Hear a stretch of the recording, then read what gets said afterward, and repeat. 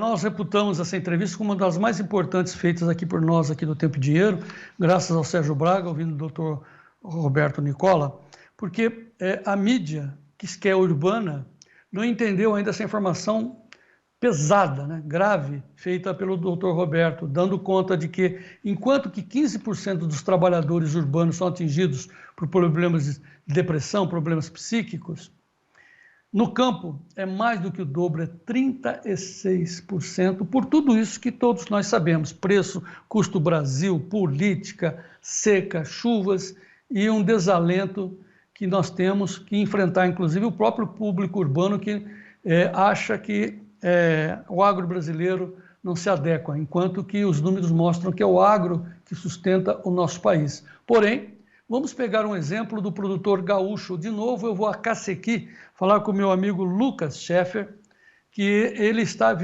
vivenciou na pele as inundações que varreram Cacequi e hoje eles lutam em nome de alguns produtores para restabelecer a saúde financeira, a economia e também a mentalidade, né? A saúde mental dos produtores. Vamos a Cacequi. Lucas, boa tarde. Boa tarde, seu João, tudo bem? Muito bom. Não sei se você acompanhou a entrevista do psiquiatra Roberto Nicola falando da situação gravíssima que passa os produtores gaúchos atingidos por seca, inundação, como é o caso de vocês aí em Cacequi. Como é que você vê isso, Lucas?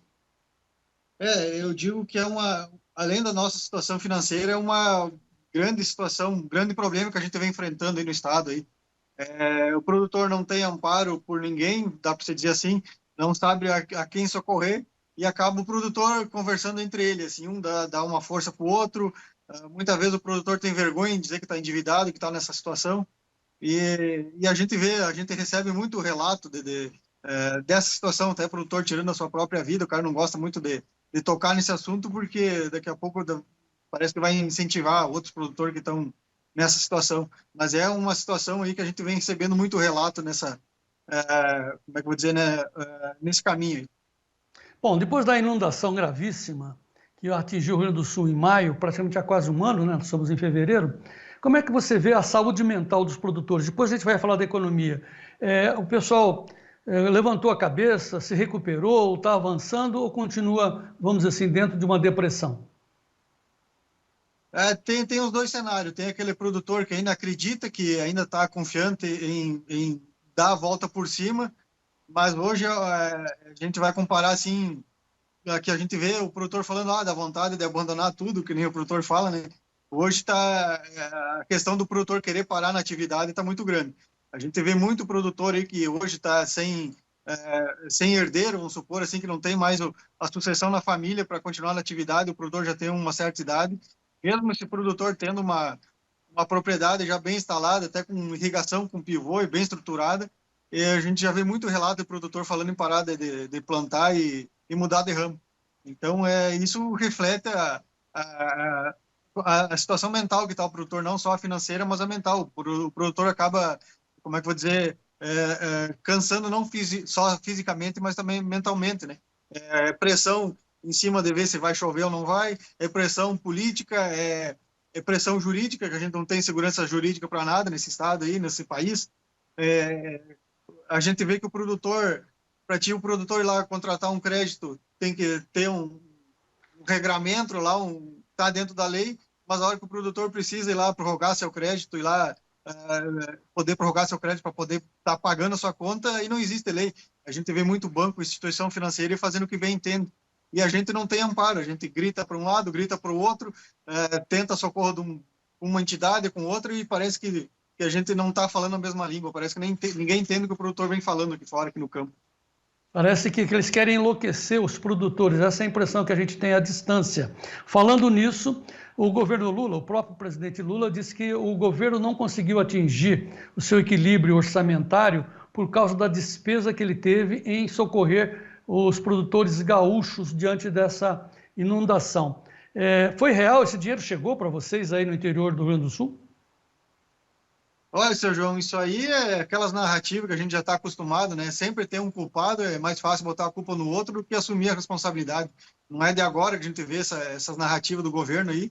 e tentaram fazer alguma coisa aí, mas não, de fato não chegou nada. E, conseguiram, o pessoal que é do Pronaf, Pronamp, Recurso Controlado, conseguiu prorrogar sua dívida por 4 anos, foi prometido desconto conforme a perda aí, para quase ninguém chegou isso aí, a gente não sabe no que está esse recurso, a gente já pediu investigação pelo Ministério Público Federal, a gente está tentando ver se o deputado, o Senado implemente uma CPI para investigar no que foi esse recurso, porque o anúncio teve e para o produtor não chegou, e agora o presidente vai lá e diz mais alguma coisa, em algum lugar está esse recurso. A própria linha do BNDES foi anunciada ali que viria a linha do BNDES, isso e aquilo, realmente veio, mas o que a gente sabe que chegou até o momento foi 3,7 bilhões, e o que o Estado, só o agricultor gaúcho precisava era de 30.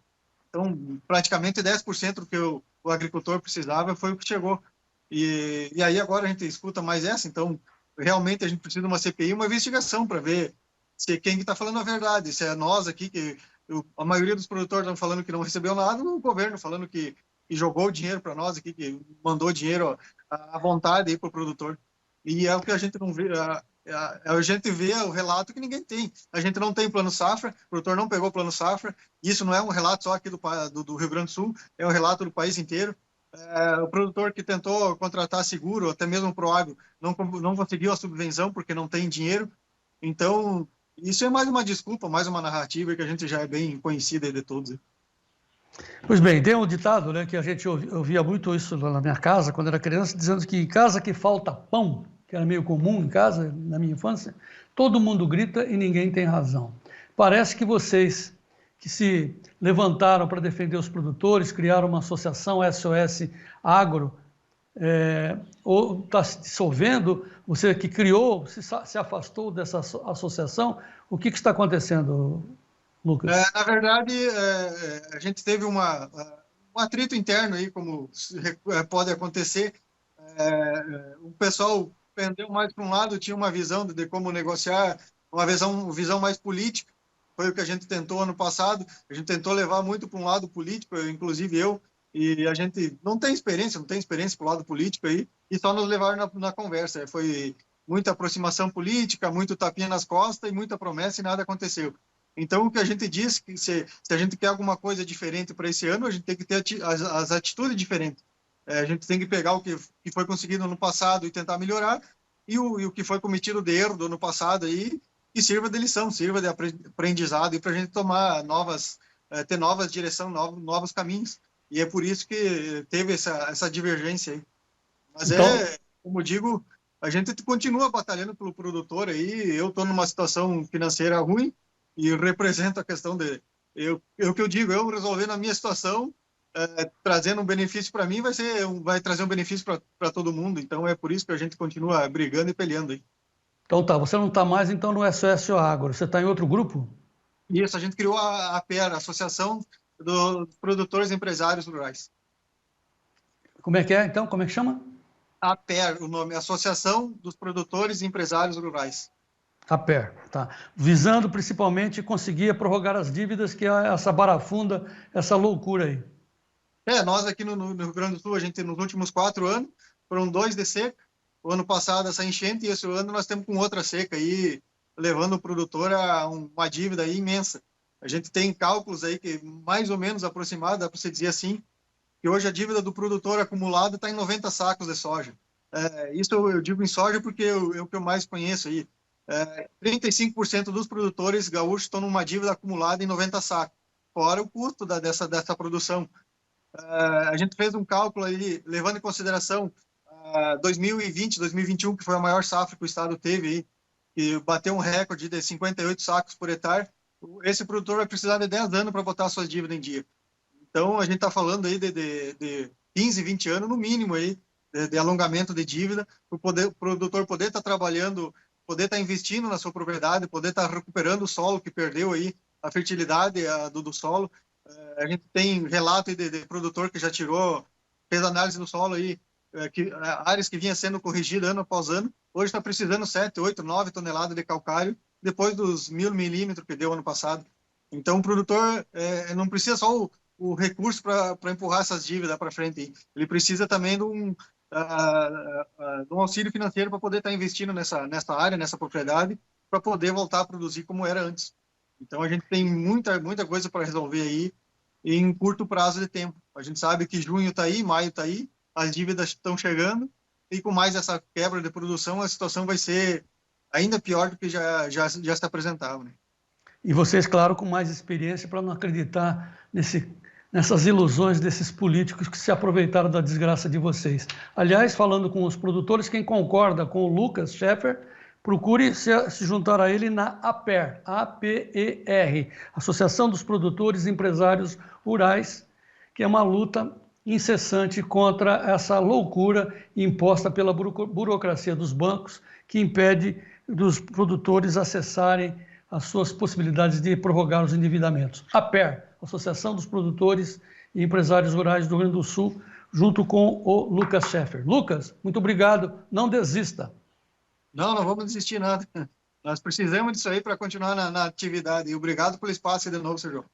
Tamo juntos, Lucas. Sempre em frente. E da defesa do agro.